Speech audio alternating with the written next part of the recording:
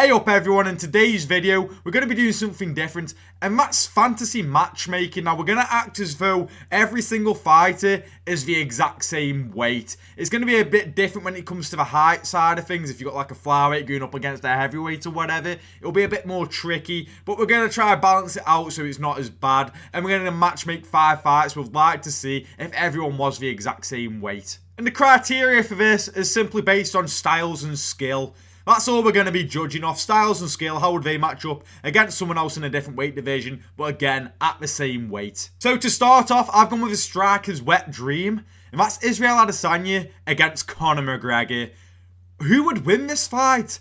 I think Conor McGregor would take it, but it's quite hard to say with the leg kicks. You know, Conor McGregor got very compromised against Dustin Poirier when it came to the calf kicks. We know that Adesanya throws really good leg kicks, and he throws them quite often. And I don't know, it'll be quite a difficult one because, you know, Adesanya's very rangy and he's very composed, and I'm not going to say a counter-striker necessarily, but he picks his shots a lot and throws singular shots, whereas Conor McGregor gets in your face, but he also stays out of range. He's not fully in your face, but he just gets his distance with you. He's always on the front foot, and he's looking for that left hand to land. And I do think Conor McGregor will be able to land that left hand against Israel Adesanya. You know, it'll be quite a hard fight to call. I just think the boxing combinations or the boxing style of McGregor will be able to do quite well for him. We've seen Adesanya struggle with the likes of Kelvin Gastelum and Sean Strickland, who both have solid hands, and I think it'll be the same with McGregor. And I think McGregor as well, with that power and the fight IQ he has when it comes to the stand-up, I think he'll be able to knock out Israel Adesanya. I do think Adesanya could have some success again with the leg kicks and some of the kicks in general, but mainly for me, I think it'll be quite hard for him to get some kicks off if McGregor's not, like I say, not in his face, but just on the outside of his range, and keeping him being that aggressive with him. We saw Adesanya struggle with the aggressiveness of Sean Strickland and his pressure, and I think he'll maybe struggle on the back foot against McGregor, and I think McGregor will be able to get to like a 4th round KO. And the next fight that we've made is Jon Jones taking on Islam Makhachev, and the reason I made this fight is because both of them are so well-rounded. I think there's an argument for both of them being the most well-rounded fighters in the UFC. They're very dominant as well in their respected weight categories. I don't know who would win this. This is quite a hard one in my opinion. Islam Makhachev has showed a lot of improvements. Jon Jones is slightly, he has declined, you know, since I'd say the Dominic Reyes fight or Thiago Santos fight, whichever fight came first. I can't remember. I think it was the Thiago Santos fight. It'll be interesting because the grappling side, I think Islam might be able to take Jones down a couple of times, like DC did, you know, stuff like that. But I don't think he would be able to hold Jones down. We haven't really seen anyone hold Jones down for a long period of time. And I don't think Islam Makhachev will be able to hold Jones down for a long period of time. And I actually think Jon Jones will be able to take down Islam Makhachev. But again, I don't think he'll be able to hold down Islam Makhachev. But I don't really know, because we saw when Volkanovski was able to drop Islam, he was able to hold Islam down for the rest of the round. But that's a bit different because he was able to drop Islam. So it's, you know, it's not like he just took him down and kept him there. He was able to like drop him first. It's a bit more different. I don't know. And then when it comes to the feet, Islam's striking is very underrated. Jones is very, very good, and a good weapon of his is his reach. Now, this is where it gets a bit funny with fantasy matchmaking and, you know, when it comes to keeping him at the same weight, because it comes to the height proportions. And this is where it gets a bit difficult to say. If we just like, I don't know how to go about it. But let's say he just has that range over him. I think if the taller person, we should just have a bit more height over them and a bit more of the reach, you know, stuff like that. I just think Islam might struggle with that when it comes to the striking. I think Jones will be able to get a decision win against Islam Makhachev. I think it'll be a very, very close fight, though. Like, very close. Maybe even, like, Islam Makhachev gets a nod. It'd be a 50-50 fight, but if I have to put my heart on it, I'll put Jon Jones by decision. After this, I've gone with Sean O'Malley taking on Sean Strickland. Now, the main reason for picking this fight is simply because these two have had a back and forth, you know, with the whole thing of Sean calling him a cook and the press conference back and forth, shit like that. I think it'll just be a very good build and will be quite entertaining as well because they're both strikers. And I think Strickland would win this. if I'm being completely honest. He has really good defense, and I don't know, I see it playing out the same way Adesanya did. You know, O'Malley's quite long for his weight division, so I'm going to say that he's quite long as well if these two met at the same weight. I don't know, I think Sean Strickland will be in his face, get that jab going, teep kick to the body, be in his face, pushing back constantly, maybe mixing the grappling at times. We haven't really seen Strickland do that, which is still quite crazy, really. He hasn't used his grappling against anyone when he could mix it up and make himself a lot harder to beat, but he hasn't done that yet. But if he did that against O'Malley, then that would create an even more of a problem for O'Malley. And the footwork of O'Malley is good, but I just see it playing out how Adesanya and Strickland did. Adesanya and Strickland did. I'm not necessarily saying that O'Malley and Adesanya have the same style, but it's not completely far off. You know, I feel like O'Malley's better at picking his shots with his hands, and he throws good combinations, you know. But other than that, I don't know. I'd say I'll go with a Sean Strickland by decision.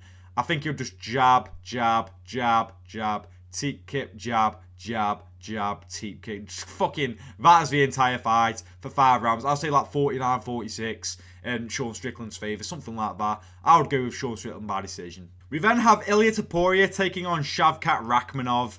I didn't know what to go with, and I don't know why I've gone with this fight, but you can't tell me this wouldn't be an absolute banger and potentially fight of the year. On one hand, you got Shavkat, who's always in your face, doesn't respect anyone's striking ability or power.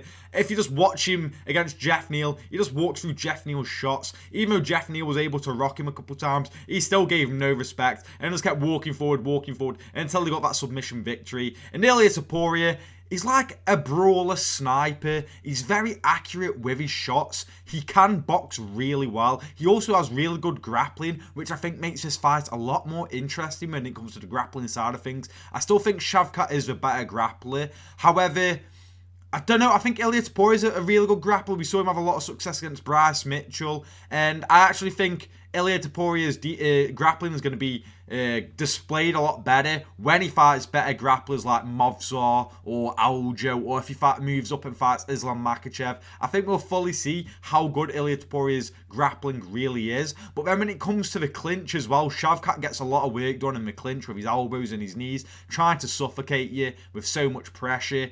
And I don't know, this is a hard one for me. Would Ilia be able to crack Shavkat's chin? I think he would. I think Ilia would win this fight. 2 undefeated fighters, known for getting finishes. I would go with Ilia Topuria in this fight by like 2nd round finish. I think Shavkat wouldn't pay him any respect. I think he'll get tagged in the 1st round, and I think he'll maybe get a decent submission attempt in later on in round 1, but maybe there's a save by the bell, or he just doesn't have enough time in a round. And then in round 2, he comes out the gates again, forgetting about him getting rocked in the previous round, and is thinking, oh, well, I ended the round so strongly. And then Ilia Topuria is able to find his chin. He mixes it up, goes well to the body, because he has got a long frame as well, Shavkat has. We all know this, he has a long frame. So when you have a long frame, it is a lot easier to go to the body. I think Ilia goes to the body, and then as he goes to the body, comes up top with a left hook or right hook, whichever, and he puts out Shavkat out cold. And I think this will be an absolute banger as well. This would have been insane, but we'll never get this fight because obviously Ilia's a featherweight. I don't think he'll be a massive lightweight. We saw how big Jai Herbert was against Ilia Topuria, and obviously Shavkat is quite big for 170 as well. But what a banger this would be. And then for the last fight, I've gone with Alex Pereira taking on Max Holloway. Now, I went with this thinking of one of the most heaviest hitting motherfuckers in UFC history against one of the best chins in UFC history. That's what I was thinking making this fight. At first I was going to do Holloway against someone else with a great gas tank, but I was like, you know what, no. 2 great strikers. You got one with amazing power, one with an amazing chin. And I don't know how this fight would go, man. I think if I had to put my money on it, I think Pereira will be able to knock out Holloway. How could you not say that? I think it's easier to assume that as well when I know we're saying the same size, but obviously you're going to be thinking of what you can go off and how he's able to knock so many people out. He touches people and they fall asleep. I would go with Alex Pereira because not only that, he's got the leg kicks. And I know Justin Gaethje was landing leg kicks against Max Holloway and he was firming them. I just think Obviously, Pereira's a better kicker than Justin Gaethje. Don't get me wrong, Justin Gaethje throws great leg kicks, but I think Pereira throws like harder, more thudding leg kicks compared to Justin Gaethje, if you understand what I mean. And then if Max Holloway is trying to get in close, if fucking Pereira does land, maybe then again Holloway will have the speed advantage and the footwork would be better.